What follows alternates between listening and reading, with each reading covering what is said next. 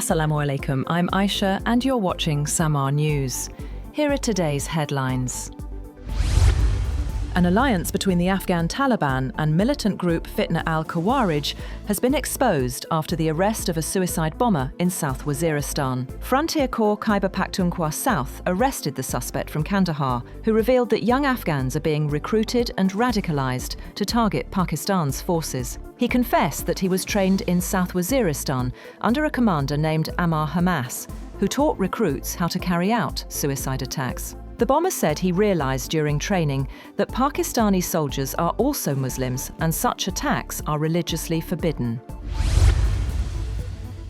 Afghanistan and Pakistan have agreed to an immediate ceasefire during talks in Doha after a week of fierce border clashes. Defence Minister Khawaja Asif posted on X that both sides will meet again on October 25th in Istanbul to discuss detailed matters. Taliban spokesperson Zabihullah Mujahid said in a statement, the parties agreed on a complete and meaningful ceasefire. Qatar's foreign ministry said the follow-up meetings were meant to ensure the sustainability of the ceasefire.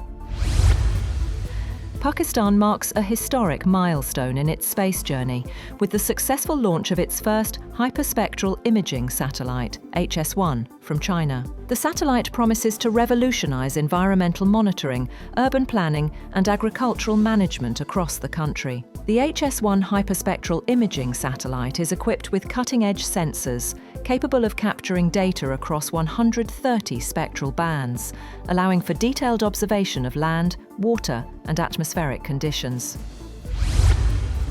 Israeli Prime Minister Benjamin Netanyahu has announced that Israel's ongoing conflict with Hamas will now officially be called the War of Redemption, replacing its previous title, Swords of Iron. Speaking at the start of the weekly cabinet meeting in Jerusalem, Netanyahu said he was submitting the proposal to give the war a permanent name, calling it a defining moment in Israel's history.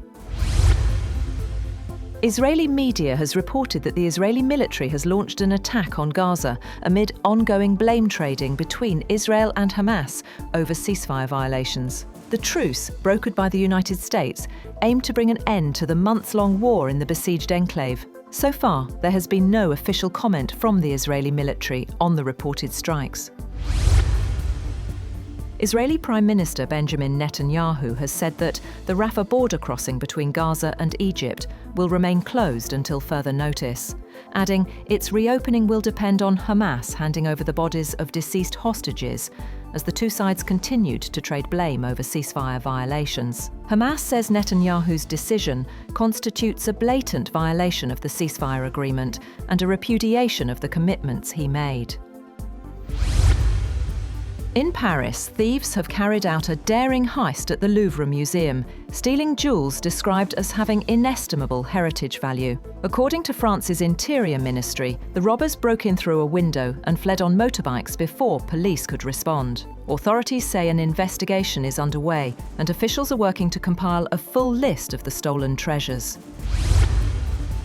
Protesters spanning all age groups have taken to the streets en masse for No Kings rallies across the United States, denouncing what they view as authoritarian tendencies and unbridled corruption of US President Donald Trump. Organisers expected millions of people to turn out by day's end at more than 2,600 planned rallies in major cities, small towns and suburbs, challenging a Trump-led agenda that has reshaped the government and upended democratic norms with unprecedented speed since he took office in January.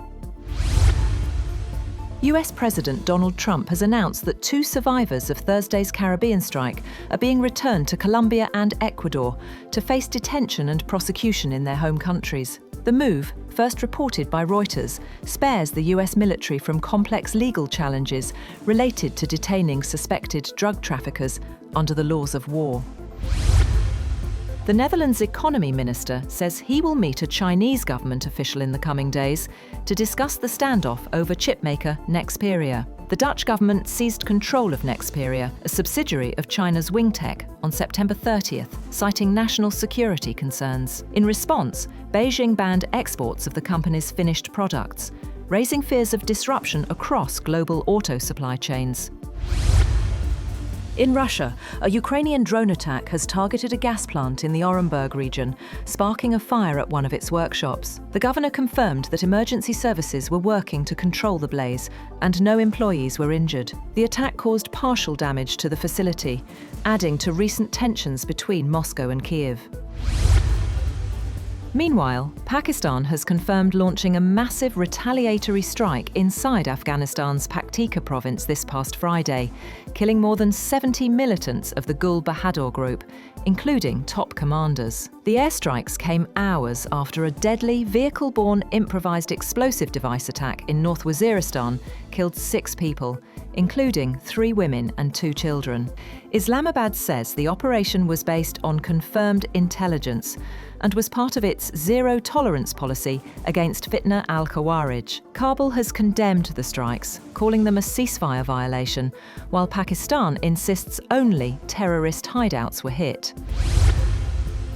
China and the United States have agreed to hold another round of trade negotiations next week as both sides move to prevent another costly tariff war. The decision follows Beijing's sweeping controls on its rare earths industry, which prompted US President Donald Trump to threaten 100% tariffs on Chinese imports. Trump also warned he may cancel his planned meeting with President Xi Jinping later this month on the sidelines of the APEC summit in South Korea.